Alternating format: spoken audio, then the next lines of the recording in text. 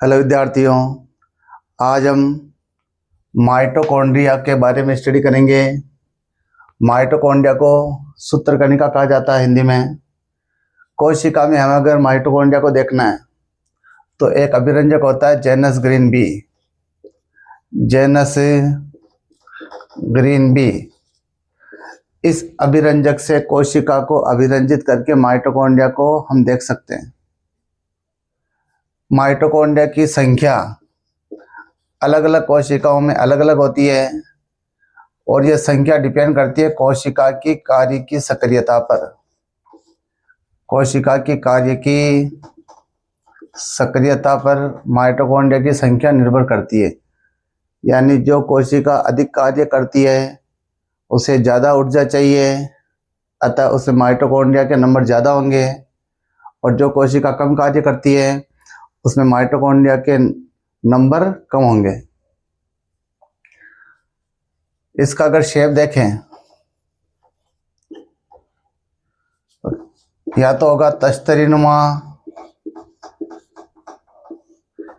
या होगा बेलनाकार। अगर इसका साइज देखें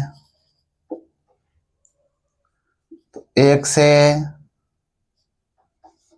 4.1 माइक्रोमीटर, ये तो हो जाएगी इसकी लंबाई। इसकी चौड़ाई 0.2 से 1 माइक्रोमीटर और औसतन हो जाएगी 0.5 माइक्रोमीटर। अब हम बढ़ेंगे माइटोकॉन्ड्रिया की संरचना के बारे में।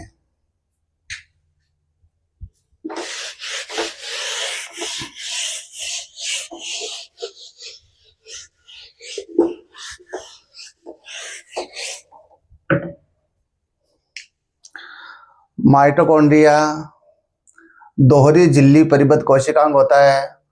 मतलब माइटोकॉन्ड्रिया में दो झिल्लियां होती है। एक झिल्ली बाहर की साइड में रहेगी और दूसरी झिल्ली रहेगी अंदर की साइड में। इस प्रकार से ये दो झिल्ली हमने बना दी। एक झिल्ली हो जाएगी बाह्य झिल्ली, बाह्य झिल्ली, और दूसरी झिल्ली हो जाएगी आंतरिक झिल्ली, आंतरिक झिल्ली। माइटोकॉन्ड्रिया दो झिल्ली युक्त कोशिकांग है। दोनों झिल्लियों के बीच में यह कक्ष दिख रहा है, इसे कहा जाता है बाह्य कक्ष,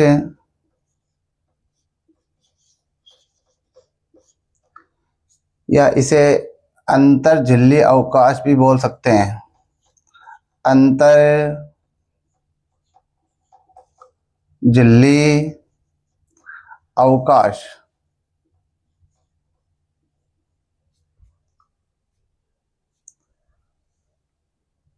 आंतरिक झिल्ली से घिरा हुआ ये जो स्थान दिख रहा है इसे कहा जाता है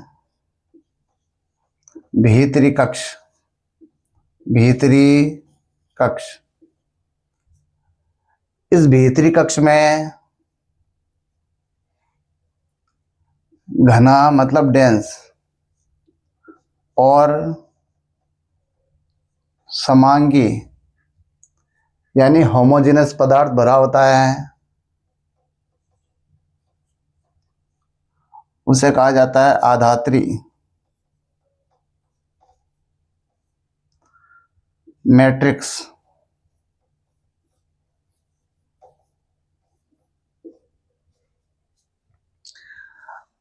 इन दोनों झिल्लियों में एंजाइम पाए जाते हैं जिनका संबंध माइटोकॉन्ड्रिया के कार्य से होता है। बाहर वाली झिल्ली माइटोकॉन्ड्रिया की सतत सीमा बनाती है और अंदर वाली झिल्ली आधात्रिकी और अंतर्वलित होती है जगह जगह पर। और वो जो अंतर्वलन बनेंगे, इन्वेजिनेशन यानी अंदर की ओर जो फोल्ड बनेंगे, उन्हें कहा जाता है क्रिस्टी। तो आप यहाँ पे देख सकते हैं हम जगह जगह पर यहाँ पे अंतरण बना रहे हैं, जैसे कि ये अंतर्वलन हो गया और बना रहे हैं अंतर्वलन, जैसे ये अंतर्वलन हो गया। इस प्रकार से जगह जगह पर अंतर्वलन पाए जाते हैं और ये अंतर्वलन होते हैं आधात्री की साइड में।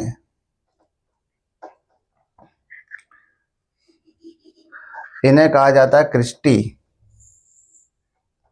इस प्रकार से ये खूब सारे क्रिस्टी हो जाएंगे।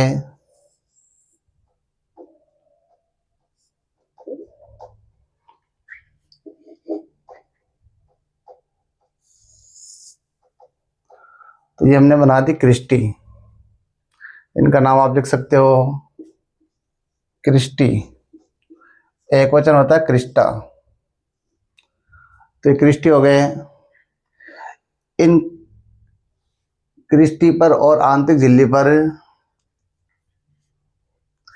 टेनिस की रैकेट के जैसे कण लगे होते हैं, यानी इस प्रकार के कण लगे होते हैं।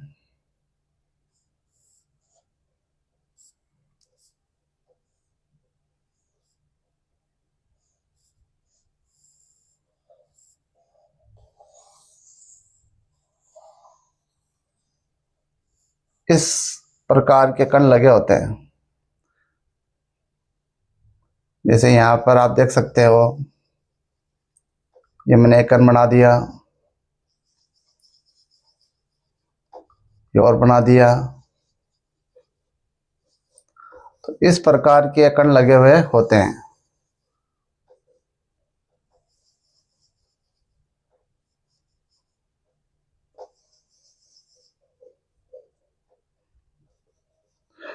इन्हें पूरी आंतरिक झिल्ली पर बनाना होता है। तो जैसे कि ये हम बना रहे हैं,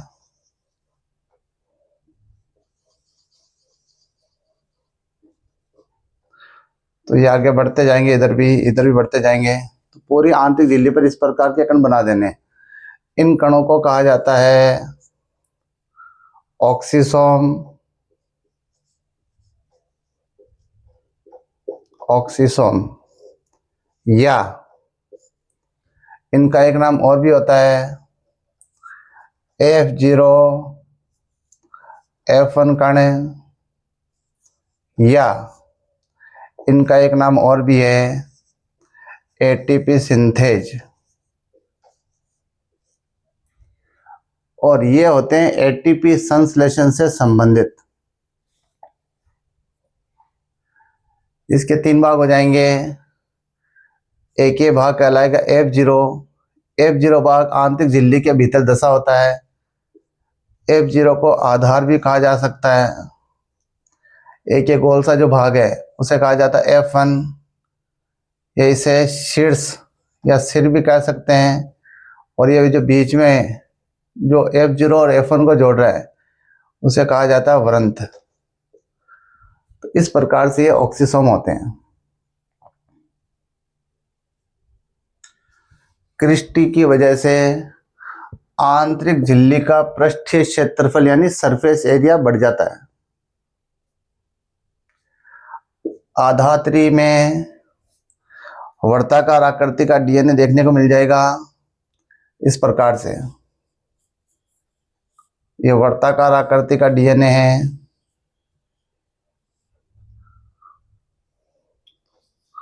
वर्ताकार डीएनए।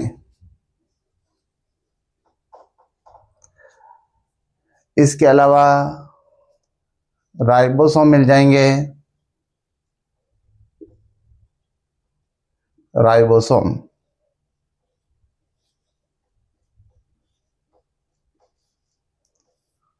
70 इस प्रकार के। इसके अलावा एमआरएनए मिल जाएगा। ये मान लीजिए ये एमआरएनए। एमआरएनए, एम मतलब हो गया मैसेंजर आरएनए। एंजाइम मिल जाएंगे। ये मान लीजिए ये एंजाइम है,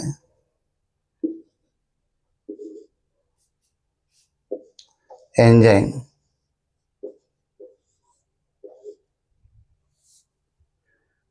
तो कुल मिलाकर के यहाँ पर प्रोटीन संश्लेषण के लिए जो जो घटक चाहिए होते हैं वो सभी अवेलेबल है। जैसे डीएनए यहाँ पर है, राइबोसोम है, एमआरएनए वगैरह, एंजाइम वगैरह, ये सभी हैं। तो माइटोकॉन्ड्रिया अपनी अधिकांश प्रोटीन का निर्माण स्वयं कर लेगा और कुछ प्रोटीन इसको केंद्रक से मिलेगी। इसी वजह से इसे कहा जाता है अर्ध स्वायत्त शासी कोशिकांग। अर्ध स्वायत्त शासी कोशिकांग, ये हमने माइटोकॉन्ड्रिया की पढ़ ली संरचना। माइटोकॉन्ड्रिया में जो विभाजन होता है वो होता है विखंडन विधि से। तो यहाँ पर और क्या याद रखना है, माइटोकॉन्ड्रिया विखंडन विधि के द्वारा विभाजित होता है। मतलब एक माइटोकॉन्ड्रिया से दो माइटोकॉन्ड्रिया जो बनेंगे वो बनेंगे विखंडन विधि के द्वारा। माइटोकॉन्ड्रिया का मुख्य कार्य ये होता है कि इसमें पाई जाती है वायवीय श्वसन क्रिया, वायवीय श्वसन, और वायवीय श्वसन क्रिया से बनते हैं एटीपीज, एडेनोसिन ट्राइफॉस्फेट। और एटीपी को कहा जाता है कोशिकीय ऊर्जा, कोशिकीय ऊर्जा। तो हम कह सकते हैं माइटोकॉन्ड्रिया में वायवीय श्वसन क्रिया पाई जाती है जिससे एटीपी यानी कोशिकीय ऊर्जा बनती है। इसी कारण से माइटोकॉन्ड्रिया को कहा जाता है कोशिका का बिजली घर, कोशिका का बिजली घर, या इसे बोल सकते हैं शक्ति ग्रह, शक्ति ग्रह, पावर हाउस। तो इस प्रकार से हम देख सकते हैं माइटोकॉन्ड्रिया जो है उसे कहा जाता है कोशिका का बिजली घर यानी कि पावर हाउस। इसके अलावा कुछ और कार्य भी होते हैं माइटोकॉन्ड्रिया के, जैसे कि शुक्राणु इस प्रकार से होता है। शुक्राणु इसका ये मध्य भाग हो गया, मध्य भाग, इसमें माइटोकॉन्ड्रिया होते हैं जो इसे तैरने के लिए ऊर्जा प्रदान करते हैं। इसके अलावा जो हमारी पेशियां होती है उनमें भी माइटोकॉन्ड्रिया पाए जाते हैं, और पेशियों में जो माइटोकॉन्ड्रिया होते हैं वो पेशी संकुचन के लिए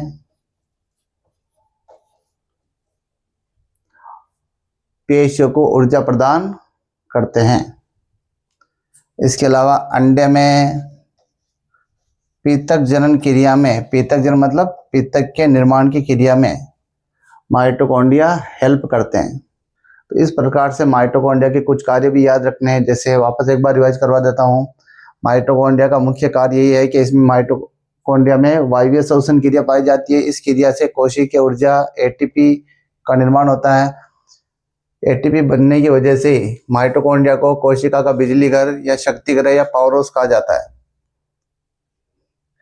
शुक्राणु के मध्य भाग में यानी मिडल पीस में माइटोकॉन्ड्रिया होते हैं जो शुक्राणु को तैरने के लिए ऊर्जा प्रदान करते हैं। पेशियों में अनेक माइटोकॉन्ड्रिया पाए जाते हैं जो पेशी संकुचन के लिए ऊर्जा प्रदान करते हैं। अंडे में पीतक जनन की क्रिया में माइटोकॉन्ड्रिया हेल्प करते हैं। इस प्रकार से हमने माइटोकॉन्ड्रिया की संरचना को पढ़ लिया। Thank you.